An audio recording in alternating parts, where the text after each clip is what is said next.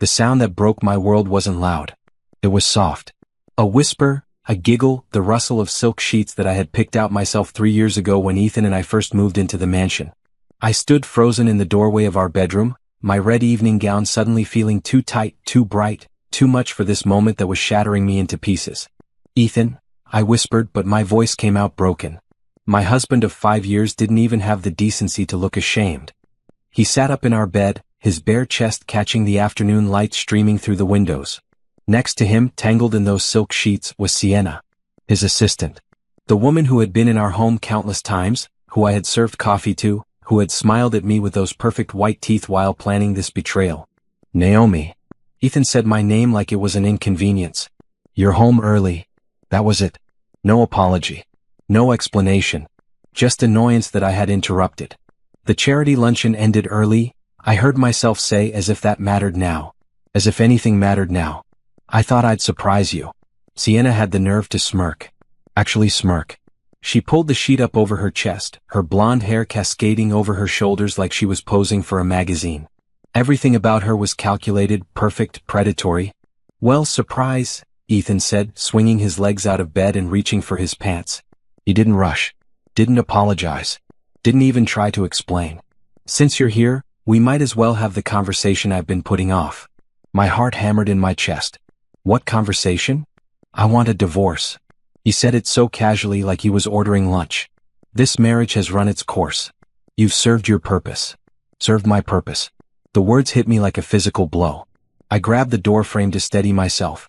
5 years, I said, my voice shaking. 5 years of marriage, and this is how you tell me? "Oh, please," Sienna spoke up, her voice dripping with false sympathy. "Don't act so shocked, Naomi. You had to know this wasn't going to last forever. You were just a stepping stone for him." I looked at Ethan, waiting for him to defend me, to tell her to shut up, to show some shred of the man I thought I had married. Instead, he buttoned his shirt and shrugged. "She's not wrong. When we got married, I needed the social connections your family name provided. The charity circuits, the old money networks, the respectability. You gave me all of that. But now I have my own standing. I don't need you anymore." The room spun. I gripped the doorframe harder. "You used me." "I married you," he corrected. "And now I'm unmarrying you. Pack your things. I want you out by tonight." "This is my house too," I said, but even as the words left my mouth, I knew they were meaningless. Everything was in his name. The prenup I had signed in a haze of love and trust made sure of that. I had been so naive, so blindly in love, that I hadn't even read it properly. "Actually, it's not," Ethan said, confirming my fears. "According to our prenup, which you signed, you get nothing in the divorce. No house, no money, no alimony. You leave with what you came with." "That's not legal," I protested weakly. "It absolutely is," Sienna chimed in, getting out of bed and wrapping herself in a robe that I recognized as mine. She was wearing my robe. "I made sure of it. I'm actually a lawyer, not just his assistant." Surprise. The betrayal went deeper than I thought possible. How long had they been planning this? How long had I been living in a fantasy while they plotted behind my back? "You have 2 hours," Ethan said, checking his watch. "Pack a bag. Take your personal items. Everything else stays." 2 hours? My voice cracked. "Ethan, please. We can talk about this. We can go to counseling. We can." "I don't want to fix this," he interrupted. "I want you gone. If you're not out in 2 hours, I'll have security remove you." I looked at Sienna, who was now sitting at my vanity, using my hairbrush. She caught my eye in the mirror and smiled. "Nothing personal," she said. "Just business." Something inside me broke then. Not my heart. That had already shattered. Something deeper. My sense of self, my trust, my belief that people were fundamentally good. I had spent 5 years being the perfect wife. I had given up my own dreams to support his career. I had smiled through boring business dinners and played hostess to his clients. I had been faithful, loving, devoted. And this was my reward. "Fine," I said, my voice suddenly steady. "I'll go." I turned and walked down the hallway to the guest room where I kept some of my older clothes. My hands shook as I pulled out a small suitcase. I packed mechanically, jeans, shirts, underwear, shoes. Basic toiletries. A few photos of my family. My laptop. My phone charger. In the back of my jewelry box, underneath the expensive pieces Ethan had bought me over the years, I found the small envelope my grandfather had given me before he died. Inside was a bank card, old and worn with a handwritten note. For when you need it most. Love, Grandpa Lawrence. I had never used it. Had never even checked if there was money on it. Grandpa Lawrence had died 10 years ago, and I had kept the card as a memento and nothing more. Now I slipped it into my wallet along with the note. I took one last look around the room. 5 years of my life had been spent in this house, and I was leaving with one small suitcase. I walked down the grand staircase, my footsteps echoing in the marble foyer. Ethan was waiting by the door. Sienna stood beside him, her hand on his arm in a possessive gesture that made my stomach turn. "Your time's up," Ethan said. "Hand over your keys, your credit cards, everything that's connected to my accounts." I dug in my purse and pulled out the keys to the house, the car, the vacation home I had loved. I pulled out the credit cards he had given me, the ones I had barely used because I felt guilty spending his money. I dropped them all on the table by the door. "The ring too," Sienna said, pointing to my wedding band. I looked down at the simple gold band I had worn for 5 years. The one I had put on with such hope and joy. I twisted it off my finger and added it to the pile. "Goodbye, Naomi," Ethan said. "Have a nice life." He opened the door. I walked out into the late afternoon sun, my suitcase in one hand, my purse in the other. Behind me the door closed with a final click. I stood on the doorstep of what had been my home and realized I had nowhere to go. No family in the city. My parents had died years ago. My only real friend was Tasha, but she was traveling for work. I had no money, no credit cards, no car. Just a suitcase and an old bank card from a dead grandfather. I started walking. I didn't know where I was going. I just walked, one foot in front of the other, away from the mansion, away from the life I thought I had, towards something I couldn't yet see. The sun was setting, painting the sky in shades of orange and pink. Beautiful and terrible at the same time. Just like my life had become in the space of 2 hours. I spent that first night in a cheap motel on the outskirts of the city. The sheets were rough, the room smelled like cleaning chemicals and regret, and the neon sign outside flickered through the thin curtains. But it was shelter, and it cost $30, which I paid with the small amount of cash I had in my wallet. I sat on the bed and cried. Not pretty crying. Ugly, gut-wrenching sobs that left me gasping for air. I cried for the marriage I thought I had. For the man I thought Ethan was. For my own stupidity in trusting so completely. When the tears finally stopped, I was empty. Hollow. I looked at my phone and saw 7 missed calls from Tasha. I couldn't call her back yet. Couldn't put into words what had happened. Instead, I opened my wallet and pulled out my grandfather's card. It was old-fashioned, made of heavy plastic that banks didn't use anymore. The name on it said Lawrence Grant, and there was a phone number for a bank I had never heard of, Heritage Trust. I turned the card over in my hands. Grandpa Lawrence had been a quiet man, always kind to me, always present at family gatherings. But we had never been wealthy. My parents had been middle-class teachers. We had lived comfortably but modestly. I couldn't imagine there was much money on this card, if any at all. But it was all I had. The next morning, I used the motel's computer in the lobby to search for Heritage Trust. It was a private bank downtown, the kind with no advertisements and a discreet entrance. I had walked past it 100 times and never noticed it. I put on my cleanest pair of jeans and a green blouse, brushed my hair, and tried to look like someone who hadn't just had her life destroyed. The motel clerk gave me directions to the nearest bus stop. The bus ride took 40 minutes. I watched the city pass by through dirty windows, seeing it differently now. When you have money, the city looks clean and full of possibility. When you have nothing, you see the cracks, the homeless people on corners, the desperation hiding behind storefronts. Heritage Trust was located in an old building with stone columns and brass doors. I almost turned back. This looked too fancy, too exclusive. But I had nowhere else to go. Inside, the lobby was quiet and elegant. A woman at a desk looked up as I entered. "Can I help you?" she asked, her tone polite but cool. "I have a card," I said, pulling it from my wallet. "From my grandfather. I'd like to check if there's anything on it."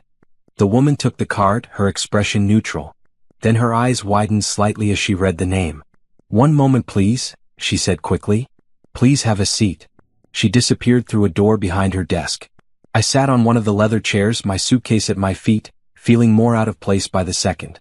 5 minutes passed. Then 10. I was about to leave when the door opened and a man in an expensive suit hurried out. His face was flushed. "Miss Grant?" he asked. "I'm Naomi Bennett," I said. Grant was my maiden name. Lawrence Grant was my grandfather. "Please come with me immediately," he said, and there was something in his voice that made my heart race. Not anger.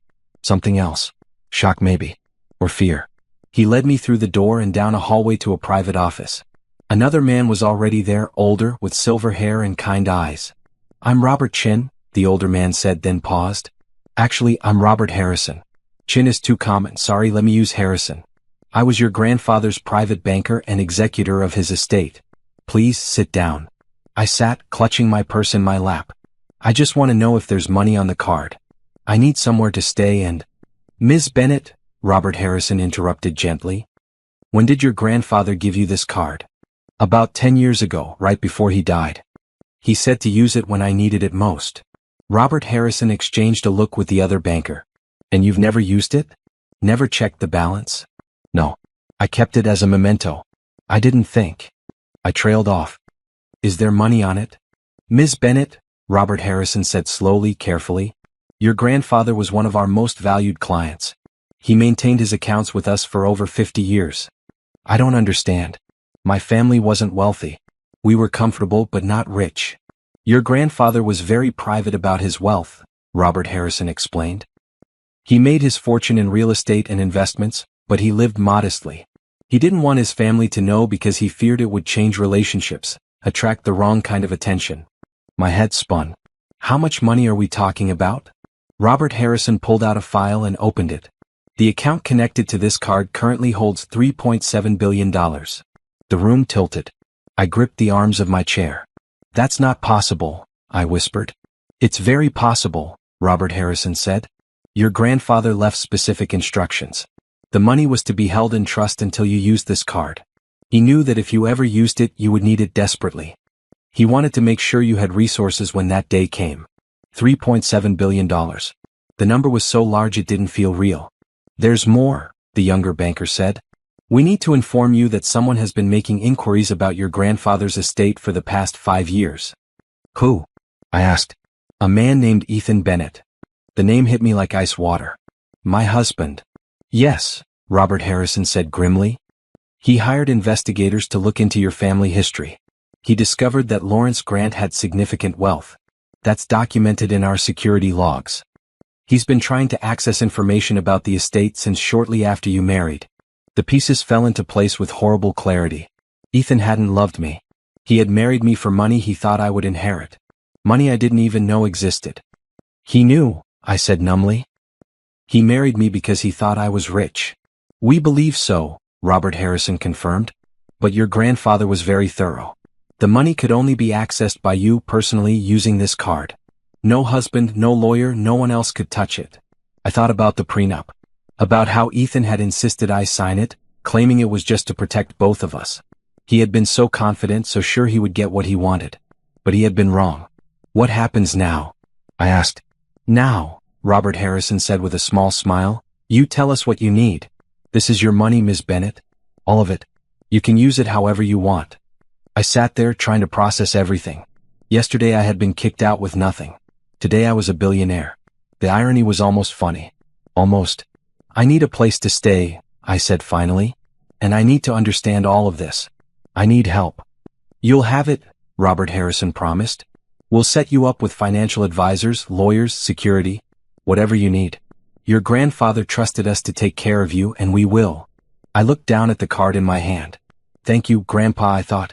"You saved me when I needed it most." "There's one more thing," I said, looking up at Robert Harrison. "I need information on my husband's business. Everything you can find. Can you do that?"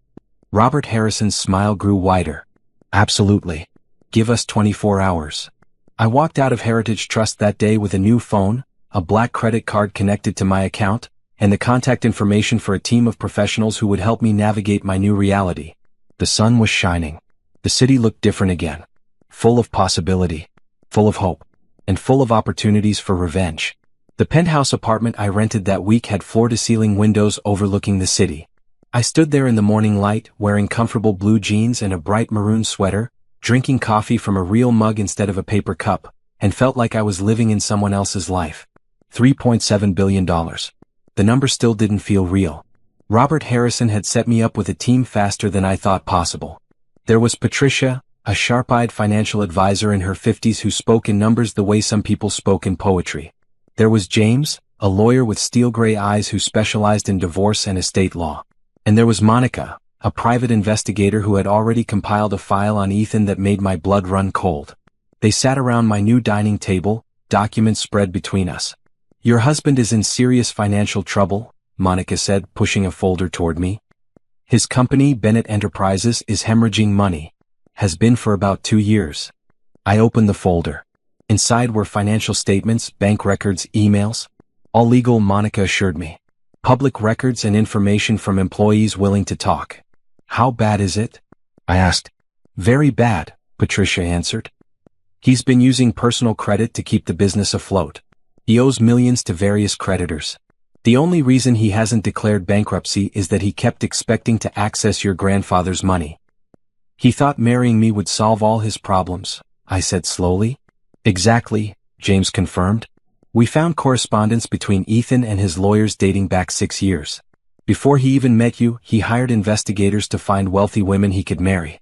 Your name came up because of your grandfather's reputation in certain business circles." I felt sick. So everything was planned. From the beginning. "I'm afraid so," Monica said gently. "He orchestrated your first meeting at that charity gala.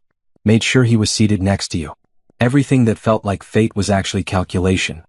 I thought back to that night. I had been volunteering at a fundraiser for children's literacy. Ethan had appeared at my side, charming and handsome, asking intelligent questions about the cause. He had seemed so genuine, so interested in making a difference. It had all been a lie.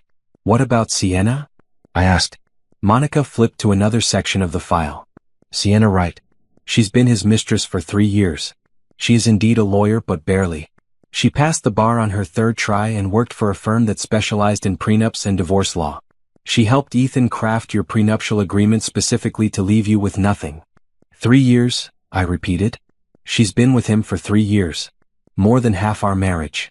They've been living together in a condo he bought downtown," Monica continued. "Completely separate from your marital home. She's been playing the role of his assistant while actually running his legal affairs and sharing his bed." I should have felt something. Anger, betrayal, hurt. But instead I felt oddly calm. Maybe I had used up all my tears in that cheap motel. Maybe I was just numb. Or maybe I was finally seeing clearly for the first time in years. "Tell me about his business," I said. Patricia pulled out more documents. "Bennett Enterprises does corporate consulting. At least that's what it's supposed to do. In reality, Ethan has been making bad investment after bad investment. He's arrogant, doesn't listen to advice, and has alienated most of his major clients. The business is essentially worthless at this point. How long does he have before it all falls apart?" I asked. 3 months, Patricia said. Maybe 4 if he can convince someone to invest. But word is getting around about his financial troubles. No one wants to throw money into a sinking ship. "And he has no idea about my inheritance," I said. "None," James confirmed. "We've been very careful. As far as Ethan knows, you're homeless and broke." I smiled then. Really smiled. It probably wasn't a nice smile. Good. Let's keep it that way. Over the next few days, my team helped me set up my new life. I registered several companies under different names to hold my assets. I invested in diverse portfolios that would generate steady income. I bought the penthouse I was renting, plus 2 more properties in the city as investments. I also started planning. Tasha returned from her business trip and nearly fainted when I told her everything. We sat in my new living room and she listened with her mouth open as I explained about Ethan, Sienna, and the money. $3.7 billion, she repeated, as stunned as I had been. "Naomi, that's not just rich. That's stupid rich." "I know," I said. "And Ethan has no idea." "None." Tasha started laughing. She laughed until tears ran down her face. "Oh, this is beautiful. This is perfect. That man kicked you out thinking he was getting rid of a burden, and you're actually a billionaire." "Technically, I'm a multi-billionaire," I corrected. That made her laugh harder. "What are you going to do?" she asked when she finally caught her breath. "I'm going to build something," I said. "Something that's mine. Something that matters. And I'm going to watch Ethan's world crumble around him." "That's my girl," Tasha said, raising her coffee cup in a toast. But revenge, I was learning, wasn't about direct confrontation. It was about strategic moves. It was about patience. James filed my divorce papers that week. In them I asked for nothing. No alimony, no property, no support. Just a clean break. Ethan would get the papers and think he had won. "Are you sure about this?" James asked. "You could make his life difficult in divorce court." "I'm sure," I said. I don't want anything from him. I just want him out of my life legally. He'll have to disclose his finances in the divorce, James warned. Good, I said. I want that on public record. I want everyone to see how badly he's failing. Meanwhile, Monica kept me updated on Ethan and Sienna. They had moved into the mansion together. Sienna was already redecorating, erasing any trace of me from the house. They went to parties and social events, presenting themselves as the perfect couple. But cracks were showing. Ethan's business partners were backing away. Invitations to exclusive events were drying up. Without me and my family connections, Ethan was losing his social standing. He's trying to get meetings with investors, Monica reported. But no one wants to meet with him. His reputation is damaged. What are people saying? I asked. That he's a user. That he married you for connections and then discarded you when he thought he didn't need you anymore. The story of how he kicked you out is spreading through social circles. People don't like it. I hadn't told anyone that story. But apparently I didn't need to. One of the household staff had witnessed the whole thing and had talked. In the world of the wealthy, staff gossip traveled fast. Good, I said. Let him see what it feels like to be cast out. Patricia had another idea. There are several businesses he's trying to buy or merge with to save his company. What if we bought them first? I looked at her. Can we do that? Absolutely. You have more money than he could dream of. We can outbid him on every deal and he'll never know it's you behind it. Do it, I said. Over the next month, every business opportunity Ethan pursued disappeared. Every potential investor turned him down. Every merger fell through at the last minute. He was losing deals to a mysterious buyer that he couldn't identify. That buyer was me. I wasn't being cruel. I was being smart. The businesses I bought were good investments that fit into my growing portfolio. It just happened that they were also businesses Ethan desperately needed. I also started my own company. Grant Enterprises, named after my grandfather. We did corporate consulting, the same field as Ethan's company, but we did it right. We hired the best people, offered competitive rates, and actually delivered results. Within 6 weeks, Grant Enterprises had acquired 3 of Ethan's former clients. I was building an empire while his crumbled. And the best part was, he had no idea I was behind any of it. The divorce papers were signed without drama. Ethan probably celebrated, thinking he had cleanly escaped a useless wife. The prenup held. I got nothing from the marriage. On paper, I looked like I had lost everything. In reality, I had gained a future. The office space I leased for Grant Enterprises took up the entire 23rd floor of a building downtown. Glass walls, modern furniture in shades of blue and green, and a view that stretched across the city.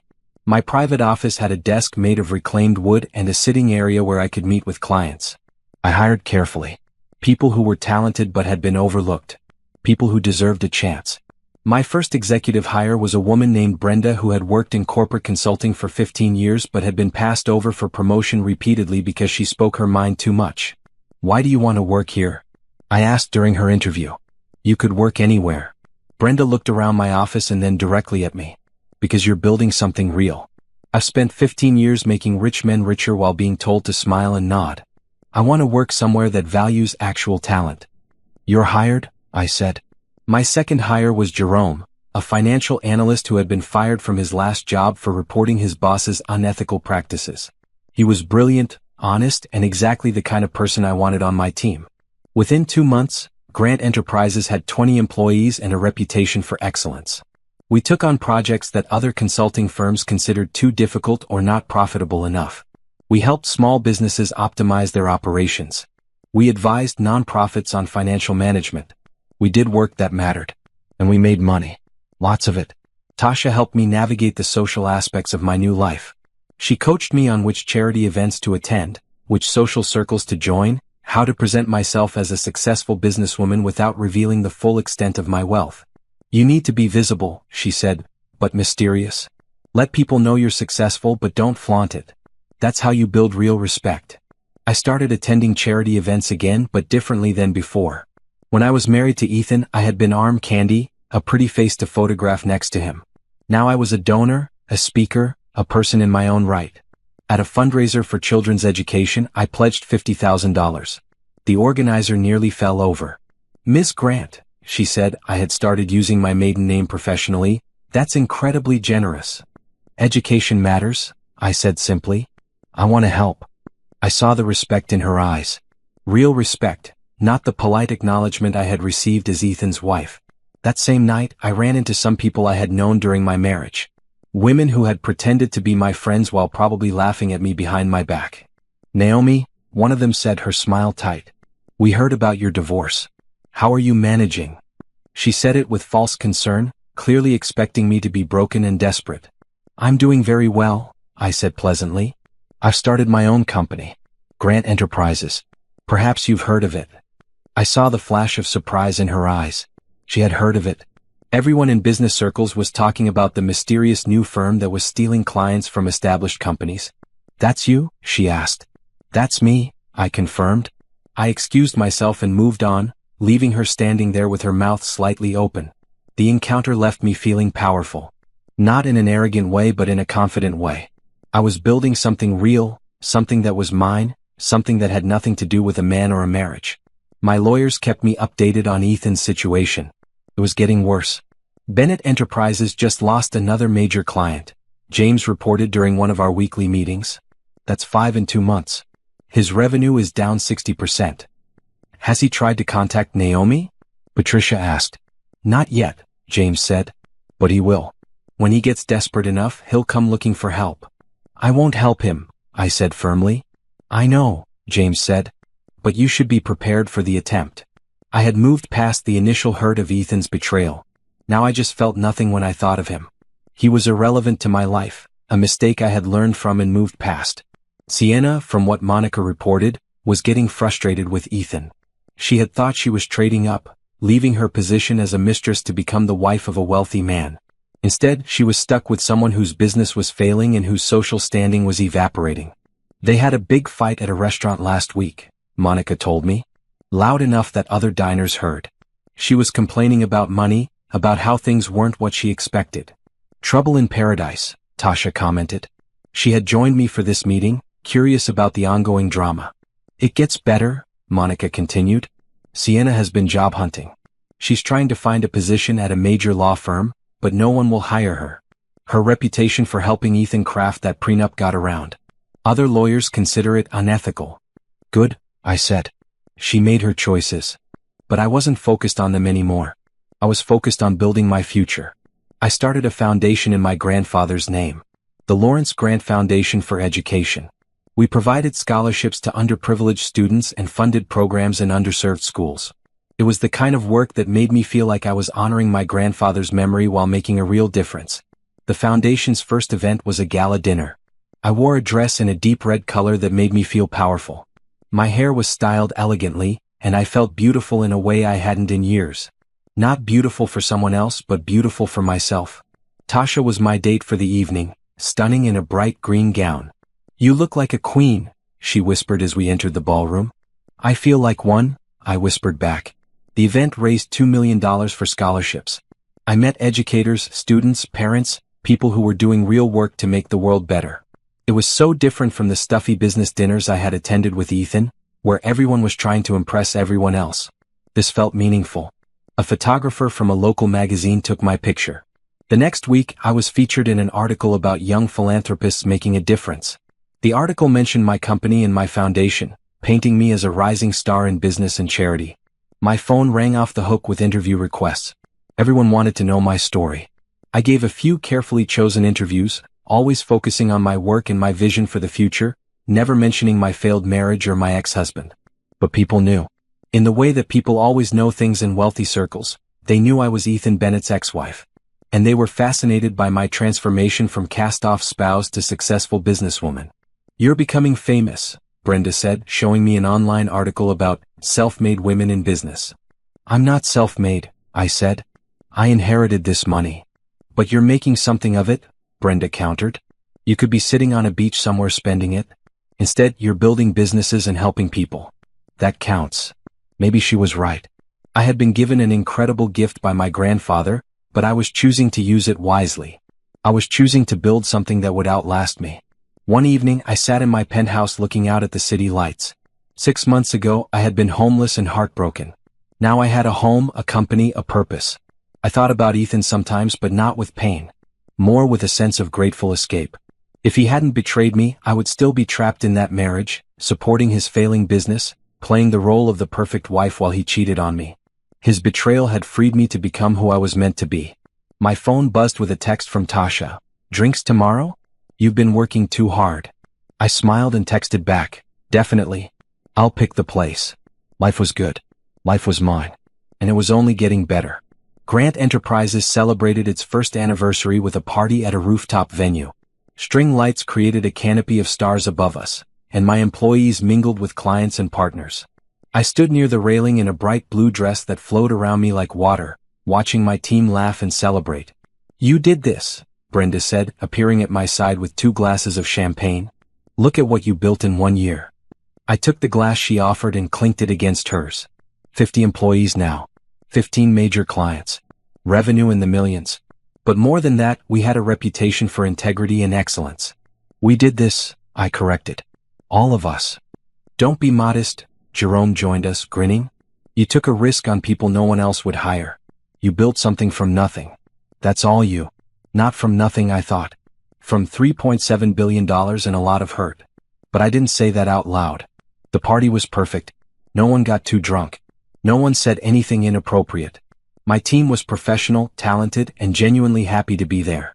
This was so different from Ethan's company events, where people smiled with their mouths but not their eyes, where everyone was competing and backstabbing. Here, people actually liked each other. Speech, someone called out, and soon everyone was chanting for me to say something. I stepped onto a small platform, my heart racing. Public speaking still made me nervous. A year ago, I began and my voice was steady. I started this company with a vision. I wanted to build something based on excellence, integrity, and genuine care for our clients. I wanted to create a place where talented people could do their best work without politics or games. People nodded, listening. You all made that vision real, I continued. Every single person here has contributed to our success. And this is just the beginning. We're going to keep growing, keep improving, keep making a difference. Thank you for being part of this. The applause was genuine and loud. I stepped down, feeling my face flush with pride and emotion. Tasha hugged me tight. That was perfect. You're a natural leader now. I'm learning, I said. You're thriving, she corrected. The party wound down around midnight. I stayed to help clean up, despite my staff insisting I didn't need to. I'm not above picking up trash, I told them, grabbing an empty cup. That was important to me. I never wanted to become the kind of boss who thought she was too good for menial work. I had been discarded like trash once. I remembered what that felt like. The next morning, I had a meeting with Patricia and James. These weekly check-ins had become routine. Ethan's company filed for bankruptcy yesterday, James said without preamble. I felt nothing. No satisfaction, no pity. Just a vague sense of inevitability. What happens now? I asked. The company's assets will be liquidated to pay creditors, Patricia explained. He'll lose everything. The business, the mansion, probably his personal assets too. And Sienna? She left him 3 weeks ago, Monica added, pulling out her tablet. She's engaged to a different wealthy man already. Some tech entrepreneur. I sipped my coffee. That was fast. She's practical, Monica said dryly. In a terrible way. What about Ethan personally? I asked. Broke, James said bluntly. When the bankruptcy finalizes, he'll have nothing. There are also some investigations into his business practices. He may have legal troubles beyond just financial ones. I should have felt vindicated. This was the man who had used me, betrayed me, kicked me out with nothing. Now he had nothing. But I just felt empty. His downfall didn't make me feel better. It didn't undo the pain he had caused. It just was. Keep me informed, I said. But I don't want to be involved in any way. Understood, James said. After they left, I sat in my office looking out at the city. A year ago, I would have wanted Ethan to suffer. I would have wanted revenge in the most painful way possible. Now I just wanted to move forward with my life. That afternoon, I had lunch with the director of a nonprofit that Grant Enterprises had been advising. Her name was Gloria, and she ran a program that provided job training to formerly incarcerated people. Your team has been incredible, Gloria said over salad. The systems you helped us implement have made everything so much more efficient. We're helping twice as many people now. That's wonderful, I said, genuinely pleased. I wanted to ask, Gloria continued carefully, if you'd consider joining our board of directors.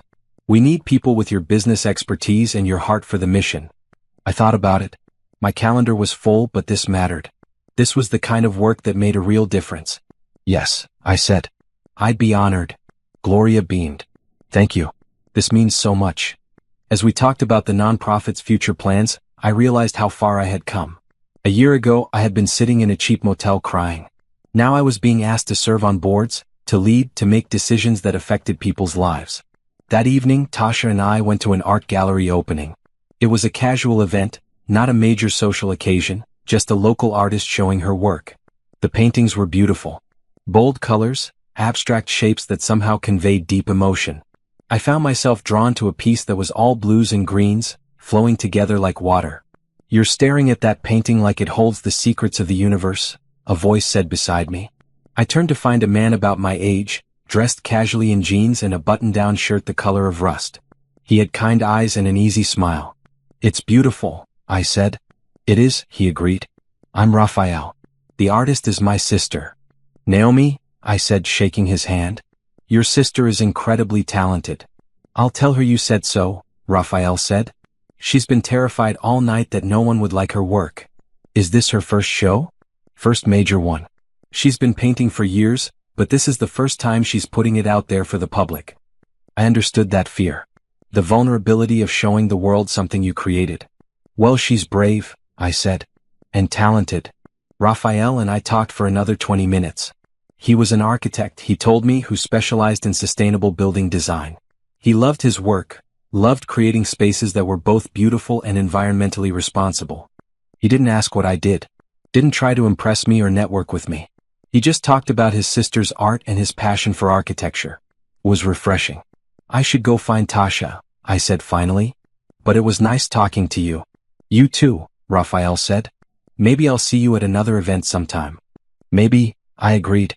I found Tasha examining a painting of what looked like a sunset or maybe a fire. With abstract art, it was hard to tell. Who was that? She asked, nodding toward Raphael, who was now talking to an older couple. Just someone I met. Raphael. His sister is the artist. He's cute, Tasha observed. I didn't notice, I lied. Tasha laughed. Sure you didn't? It's okay to notice, you know. You're allowed to move on. I'm not ready for that, I said quickly. I'm not saying you have to marry him, Tasha said. I'm just saying it's okay to acknowledge when someone is attractive and interesting. Raphael was both those things. But I wasn't ready to think about dating or relationships. I was still healing from Ethan's betrayal, still building my new life. Romance could wait. That night, lying in my bed in my penthouse, I thought about the past year. I had gone from devastation to success. From homeless to housed. From betrayed to vindicated.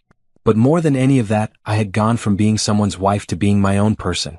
I was Naomi Grant, CEO of Grant Enterprises, founder of the Lawrence Grant Foundation, board member of multiple nonprofits. I was a woman who built things and helped people. That was enough. That was more than enough. My phone buzzed with an email notification. It was from a business magazine, asking me to be featured in their 40 Under 40 issue highlighting young business leaders. I smiled and made a note to respond in the morning. Life was good. Really truly good. And I had done that myself. The business conference was held at a massive hotel downtown. 3 days of panels, networking events, and workshops focused on sustainable business practices. I had been invited to speak on a panel about ethical consulting, and I was nervous. Public speaking still wasn't my favorite thing, but it was getting easier.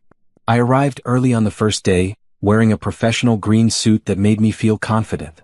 The conference hall was already filling with people, name tags around their necks, coffee cups in their hands. Miss Grant. A young woman with a clipboard approached me. I'm Sarah. Actually, let me use Amanda instead. I'm Amanda, I'm coordinating the speakers. Can I walk you through the schedule? Amanda led me through the logistics. My panel was tomorrow afternoon. I had the morning free to attend other sessions if I wanted. There's a networking lunch today, she said. You're seated at table 7. I thanked her and made my way to the main conference room where the opening keynote was about to start. I found a seat near the middle, not too close to the front, not too far back. The keynote speaker talked about the future of green building design. It was interesting, well presented, full of ideas that made me think about Grant Enterprises and how we could help our clients become more environmentally conscious. At the networking lunch, I found table 7 and sat down next to a woman who introduced herself as Michelle, a marketing director for a solar energy company. Across from me was an older man named Frank who owned a chain of eco-friendly restaurants. And next to Frank was Raphael. He looked up as I sat down and recognition flashed across his face. Naomi, he said, smiling. From the art gallery. Raphael, I replied, surprised and pleased. Small world. You two know each other? Michelle asked. We met at my sister's art show a few months ago, Raphael explained. What brings you to this conference? I run a consulting firm, I said. Grant Enterprises. We're trying to expand our sustainability services, so I'm here to learn. And to speak, Frank added, having checked his program. You're on the ethics panel tomorrow. Guilty, I admitted. I'm looking forward to it, Frank said. We need more voices talking about ethics in business. The conversation flowed easily. Michelle talked about the challenges of marketing solar energy. Frank discussed the difficulties of sourcing sustainable ingredients. Raphael described a project he was working on, designing a community center that would be completely energy independent. That sounds amazing, I said. How are you handling the funding? It's a non-profit project, Raphael explained. So it's all donations and grants. We're almost there, but it's been a challenge. I made a mental note. The Lawrence Grant Foundation might be interested in supporting something like that. After lunch, we all scattered to different afternoon sessions. I attended a workshop on carbon footprint reduction and took pages of notes. This was exactly the kind of information Grant Enterprises could use to better serve our clients. That evening, there was a casual reception with drinks and appetizers. I spotted Raphael talking to a small group near the windows and made my way over. Naomi, he greeted me. Come join us. We're arguing about whether modern architecture has lost its soul. Has it? I asked, accepting a glass of water from a passing server. Yes, said a woman in the group. Everything is glass and steel. No character. That's not fair, Raphael countered. Glass and steel can have character. It depends on the design, the purpose, the integration with the environment. They debated good-naturedly while I listened, enjoying their passion. These were people who cared about their work, who wanted to make things better, not just profitable. Eventually, the group dispersed, leaving Raphael and me standing together by the windows, looking out at the city lights. Your panel is tomorrow? He asked. 2 in the afternoon, I confirmed. Are you speaking? Tomorrow morning. A panel on sustainable urban development. I'm terrified. You'll be great, I assured him. You clearly know your stuff. So do you, he said. Grant Enterprises has a good reputation. I've heard people talk about your company. Good things, I hope. Very good things. They say you actually care about doing right by your clients, not just making money. Money is great, I said honestly. But it's not the only thing that matters. Raphael nodded. I like that philosophy. We talked for another hour. He told me about growing up with 3 sisters, all artistic and loud and passionate about different things. I told him about losing my parents young, about being raised partly by my grandfather. I didn't mention being married before. Didn't mention Ethan or the divorce or the money. For once, I was just Naomi, a woman having a conversation with an interesting man. I should go, I said finally, noticing the reception was winding down. Early morning tomorrow. Me too, Raphael said. It was really nice running into you again. Yeah, I agreed. It was. Back in my hotel room, I found myself smiling. Raphael was easy to talk to, genuine, interested in things that mattered. Was nice. Just nice. Nothing more than that. The next morning, I attended Raphael's panel. He was articulate and passionate, talking about designing buildings that worked with nature instead of against it. Watching him present, I saw someone who truly loved what he did. My own panel that afternoon went well. I talked about the importance of transparency in consulting, about building trust with clients, about doing work that had integrity even when no one was watching. The other panelists added their perspectives, and the audience asked thoughtful questions. Afterward, several people approached me with business cards and questions. One woman wanted to know if Grant Enterprises would consider taking on non-profit clients at reduced rates. We already do, I told her. Send me your information and we'll set up a meeting. Raphael found me as I was leaving the conference hall. You were great up there, he said. Thanks. You too this morning. There's a group going to dinner tonight, Raphael said. Just some people from the conference. Nothing formal. Want to come? I hesitated. Dinner felt more personal than a conference conversation. Just as friends, Raphael added quickly, reading my hesitation. A bunch of us. No pressure. Okay, I said. That sounds nice. Dinner was at a small restaurant that specialized in farm-to-table cuisine. There were 8 of us around a long table, including Michelle from lunch and 2 other people I had met at various sessions. The conversation ranged from business to politics to bad movies we secretly loved. Raphael sat across from me, and we kept catching each other's eyes when someone said something funny. It wasn't romantic. Or if it was so subtle that I could pretend it wasn't. But it was comfortable. Easy. Nice. After dinner, Raphael walked me back to the hotel. The night was cool and the city was alive with lights and sounds. I had a good time tonight, he said as we reached the hotel entrance. Me too, I said. Can I ask you something? Raphael said, then continued without waiting for an answer. Are you single? I don't mean to be forward, I'd like to stay in touch after the conference. As friends or whatever you're comfortable with. I took a breath. I'm divorced. It's been over a year now. And yes, I'm single. Divorced? Raphael repeated. That must have been hard. It was, I said honestly. But I'm doing better now. Well, I'm glad, Raphael said. And I'd really like to stay in touch. Here's my card. He handed me a business card with his architectural firm's logo on it. I'll email you, I said, tucking it into my purse. I hope you do, Raphael said, smiling. Good night, Naomi. Good night. I watched him walk away, then headed to my room. Inside, I pulled out his card and studied it. Raphael Morrison, Senior Architect, Morrison Green Design. I thought about his easy smile, his genuine interest in sustainability, the way he talked about his sisters with such obvious affection. Maybe Tasha was right. Maybe it was okay to notice when someone was interesting. I wasn't ready for a relationship. But maybe I was ready for a friendship. Maybe that was enough for now. I set his card on the nightstand and got ready for bed, feeling lighter than I had in a long time. The email from James came on a Tuesday morning. Subject line, update on Bennett. I almost didn't open it. Ethan was my past and I was focused on my future. But curiosity won. Ethan Bennett's bankruptcy has been finalized. All assets liquidated. He's facing criminal charges for fraud related to his business practices. Trial set for next month. Thought you should know. James. I stared at the email for a long moment. Criminal charges. The man who had seemed so powerful, so untouchable, was facing prison time. I forwarded the email to Tasha with a brief message. Life comes full circle. Her response was immediate. Karma is real. Are you okay? Was I okay? I examined my feelings carefully. A year ago, this news would have filled me with vindictive satisfaction. But now I just felt distant. Like I was reading about a stranger. I'm fine, I typed back. It doesn't really affect me. And it didn't. Ethan's downfall had nothing to do with me and everything to do with his own bad choices. Monica called later that day with more details. The fraud charges are serious, she said. He was cooking books, lying to investors, misrepresenting the company's financial health. Some people lost a lot of money investing in his company. That's terrible, I said, meaning it. I didn't like Ethan, but I felt for the people he had hurt. There's more, Monica continued. Sienna is being investigated too. She helped him draft some of the fraudulent contracts. She might face disbarment. What about the mansion? I asked, suddenly curious. Sold at auction last week. Some tech couple bought it. They're planning to completely renovate. Good, I thought. Let someone else make happy memories there. Thanks for the update, I told Monica. But unless something directly involves me, I don't need regular reports on Ethan anymore. Understood, Monica said. I'll only contact you if necessary.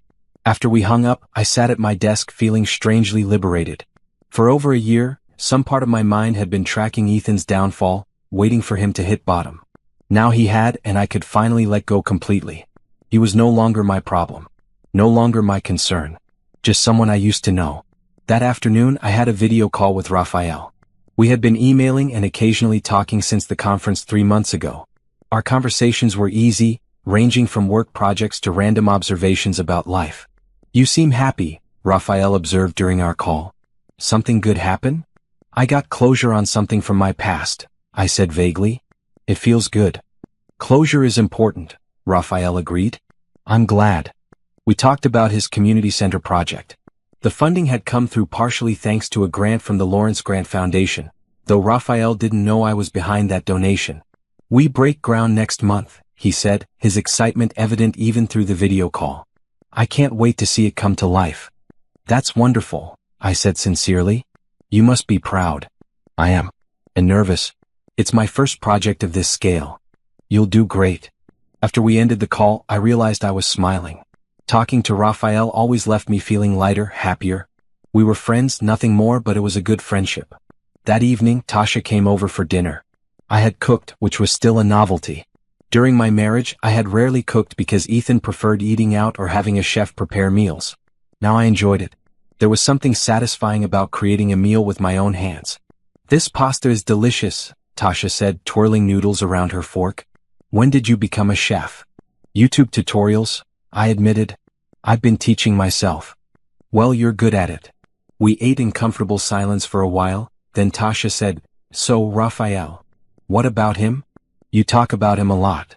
We're friends? Friends? Tasha repeated skeptically. Friends who video call multiple times a week?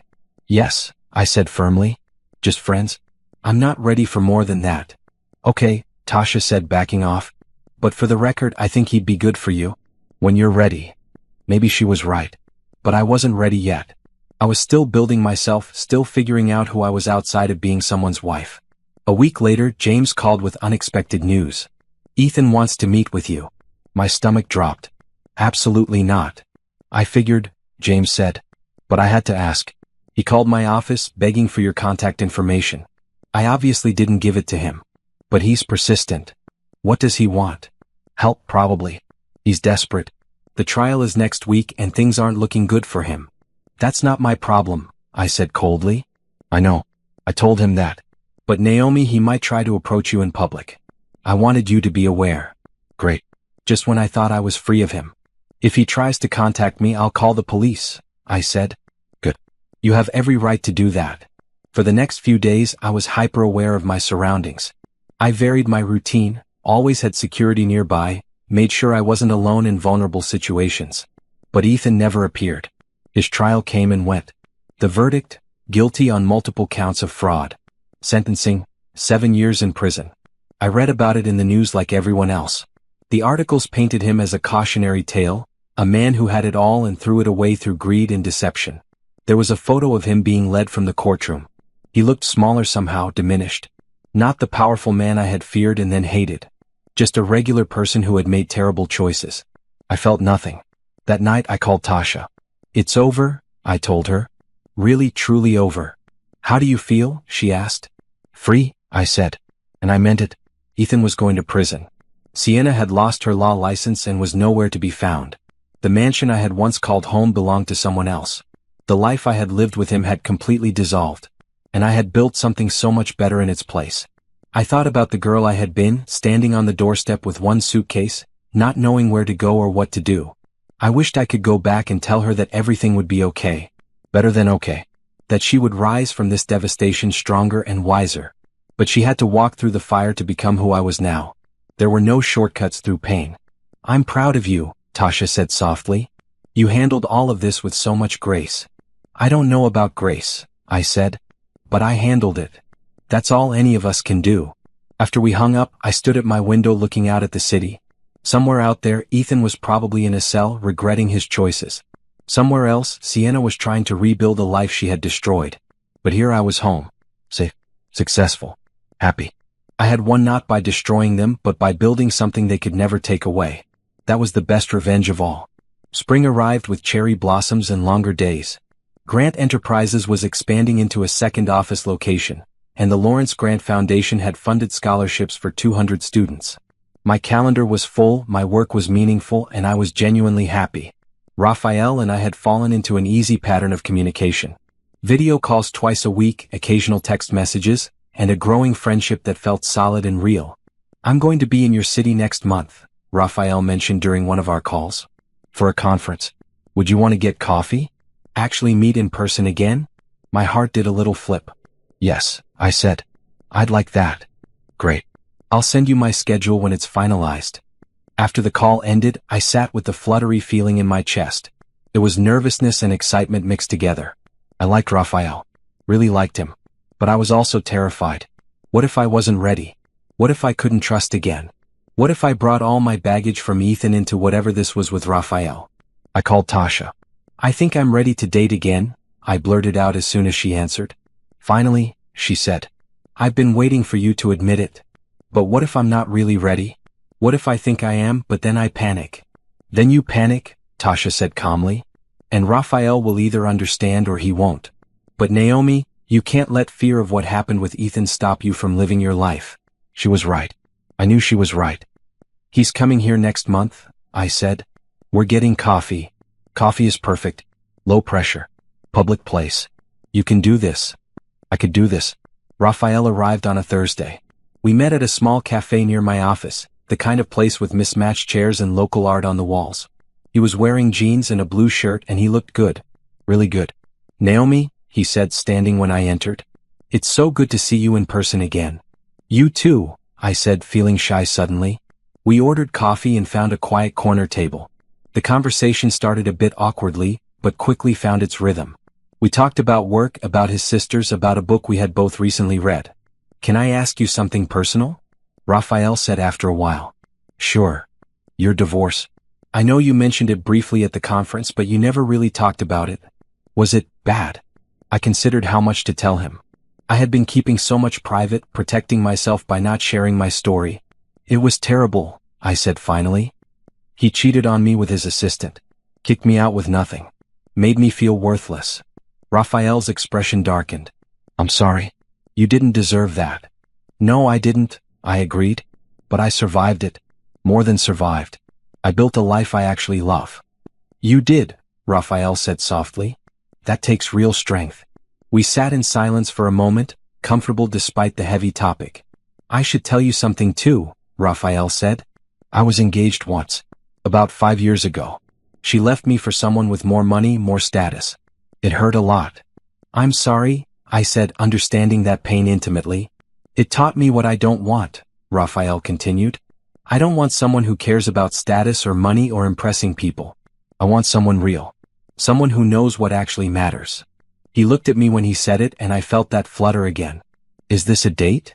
I asked suddenly. I thought it was just coffee, but now I'm wondering if it's a date. Raphael smiled. I was hoping it could be a date. But if you're not ready for that, it can just be coffee. I'm happy either way. I thought about it. Really thought about it. Was I ready to try again? To risk my heart after everything that had happened? It can be a date, I said. A first date. Raphael's smile grew wider. I'm really glad. We stayed at the cafe for 3 hours, talking until they started cleaning up around us. Then we walked through the city, just wandering and talking more. I should get back, I said eventually, though I didn't want to. Can I see you again before I leave? Raphael asked. I'm here for 3 more days. Tomorrow, I said. Dinner? Dinner sounds perfect. We had dinner the next night at a small Italian restaurant. And breakfast the morning after at a diner near his hotel. And lunch on his last day at a food truck in the park. By the time Raphael left to go back home, I felt something I hadn't felt in years. Hope. Hope that maybe I could trust again.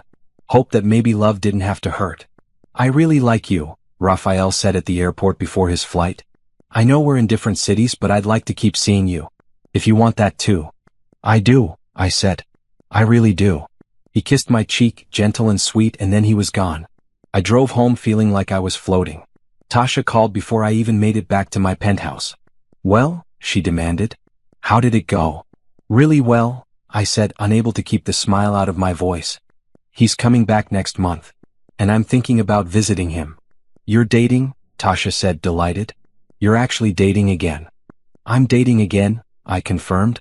Over the next few months, Raphael and I navigated a long-distance relationship. It wasn't easy. We missed each other. Video calls weren't the same as being together. But we made it work. He visited when he could. I flew to see him when my schedule allowed. We sent each other random texts throughout the day. Shared photos of our work, our meals, funny things we saw. It was different from my relationship with Ethan in every way. Raphael was honest, open, genuinely interested in my life and my work. He didn't try to control me or change me. He just liked me for who I was. Have you told him about the money? Tasha asked during one of our regular dinners. Not the extent of it, I admitted. He knows I own Grant Enterprises and that I'm comfortable. But I haven't told him about the billions. Why not? Because I want to make sure he likes me for me, I said. Not for what I have. Naomi, that man is crazy about you, Tasha said. Anyone can see it. The money won't change that. Maybe, I said. But I'm not ready to test that theory yet. 6 months into our relationship, Raphael asked me to come see the community center. It was nearly finished and he wanted to show me in person. I flew out on a Friday, taking a long weekend away from work. Raphael picked me up at the airport and we drove straight to the site. The building was beautiful. Modern but warm, with lots of natural light and green spaces. Solar panels on the roof, rainwater collection systems, materials sourced sustainably. Raphael, this is incredible, I said, walking through the space. You did this. We did this, he corrected. The foundation's grant made it possible. I hadn't told him that I controlled the foundation, that the grant had come from me. It's going to help a lot of people, I said. That was always the goal. We spent the weekend together, talking and laughing and just being. On Sunday night, as we sat on his balcony watching the sunset, Raphael said, "I love you." My breath caught. What? I love you, he repeated. I know it's only been 6 months and maybe it's too soon to say it, but I do. I love you, Naomi. I looked at this man who had been so patient with me, so kind, so genuine, who had proven himself over and over again. I love you too, I said, and I meant it. He kissed me, then really kissed me, and it felt like coming home. The knock on my office door came on a random Tuesday afternoon. I was deep in financial reports, reviewing quarterly earnings for Grant Enterprises, when Brenda poked her head in. You have a visitor, she said, her expression odd. He says it's urgent. His name is Ethan Bennett. My blood ran cold. What? Should I call security? Brenda asked, her hand already reaching for her phone. No, I said, standing up. Send him in. But stay nearby. Brenda nodded and disappeared. A moment later, Ethan walked through my door. He looked terrible. He had lost weight, his clothes hung on him wrong, and his face was haggard. Prison had not been kind to him. He had been released early for good behavior, serving only 4 years of his 7-year sentence. Naomi, he said, and his voice was hoarse. Thank you for seeing me. I'm seeing you because I want to tell you to your face to leave me alone, I said coldly. You have 5 minutes. I know I don't deserve your time, Ethan said, standing awkwardly in front of my desk. I know what I did was unforgivable. But I need to say something. Then say it and get out. I'm sorry. He looked at me with what might have been genuine regret. I used you. I lied to you. I betrayed you in the worst way possible. And I've had 4 years to think about it, to realize what I lost. You lost nothing, I said. You threw away something you never valued in the first place. I know. You're right. But Naomi, I'm different now. Prison changes a person. I've had time to think, to regret, to wish I could go back and do things differently. You can't go back, I said.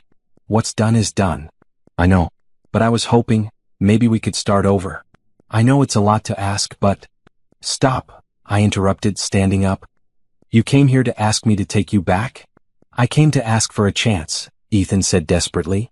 Just a chance to prove I've changed. I laughed. Actually laughed. The audacity of this man was unbelievable. Ethan, do you know what I've built in the 4 years since you kicked me out? I gestured around my office. I have a successful company. I run a foundation that helps thousands of people. I have real friends, meaningful work, and a life I actually love. I know, Ethan said. I've been following your success. You're amazing.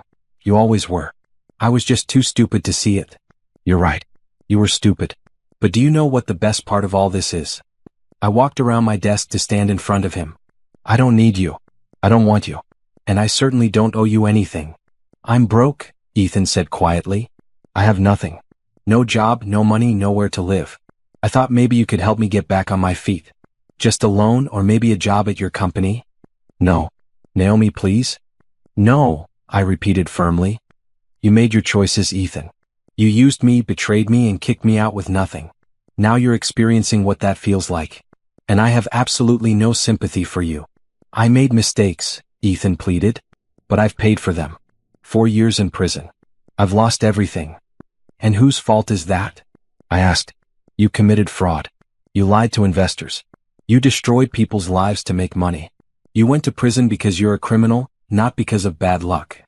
Please, Ethan said, and to my shock, his eyes filled with tears. I have nowhere else to go. You're my last hope.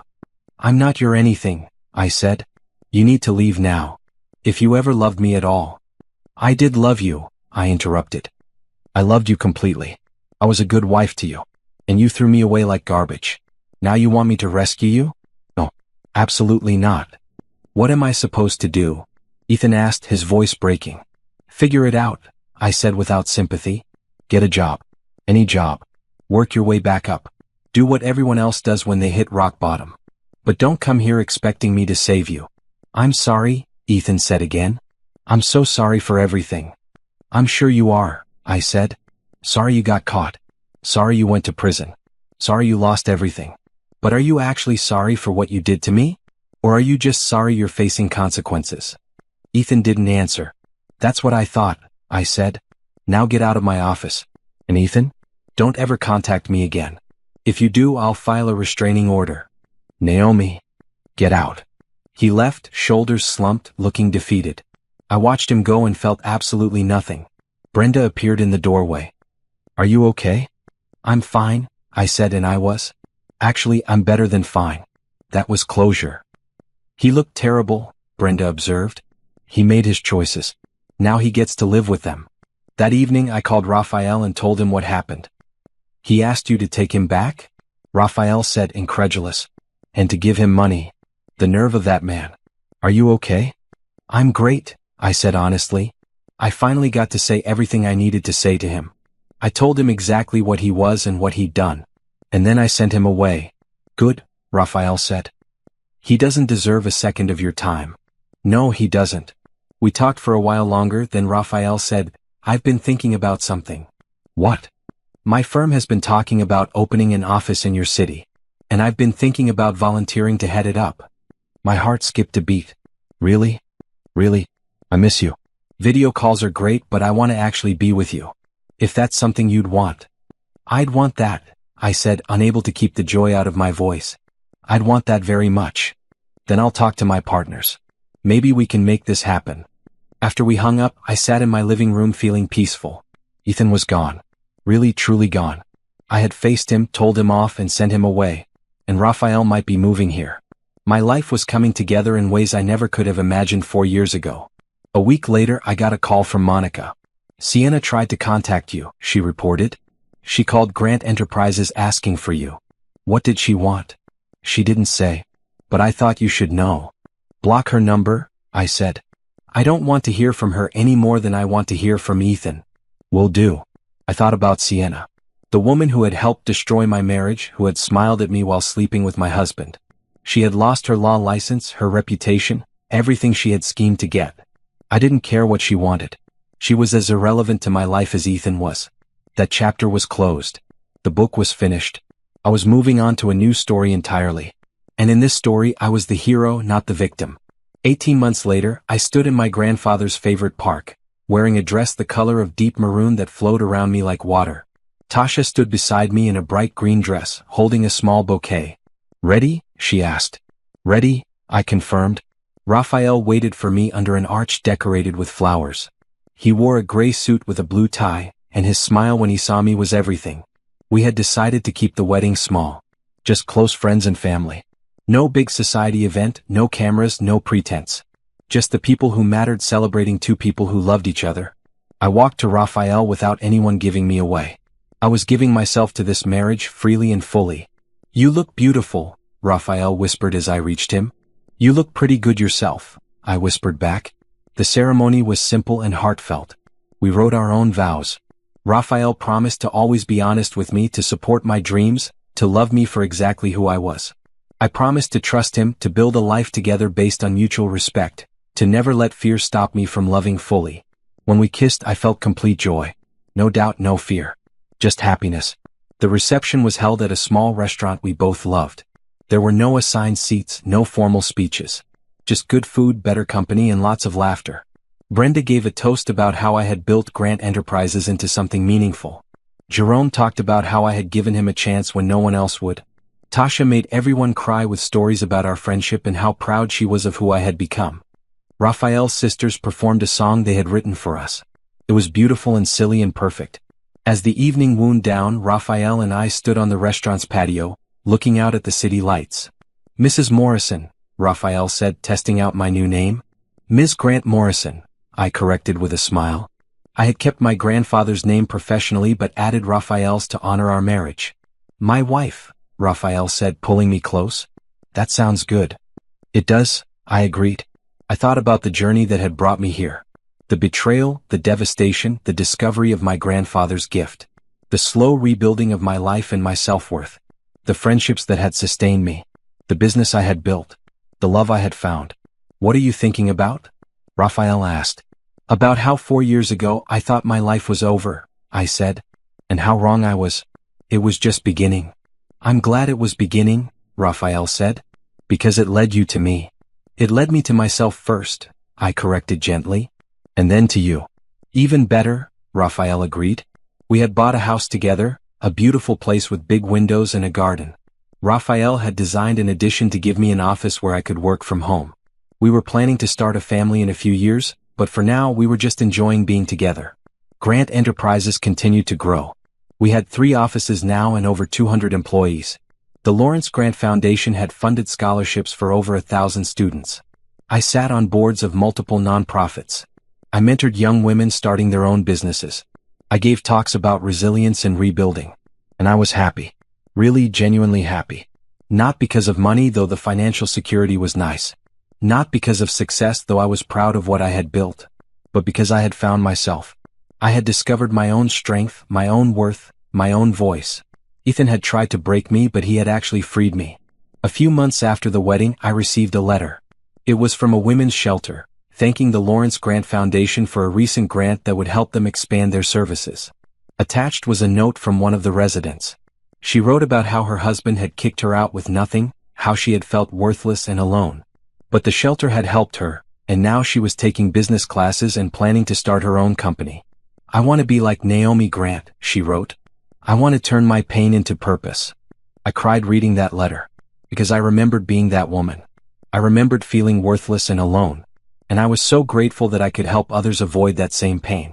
I showed the letter to Raphael that evening. You're making a real difference, he said softly. Your grandfather would be so proud.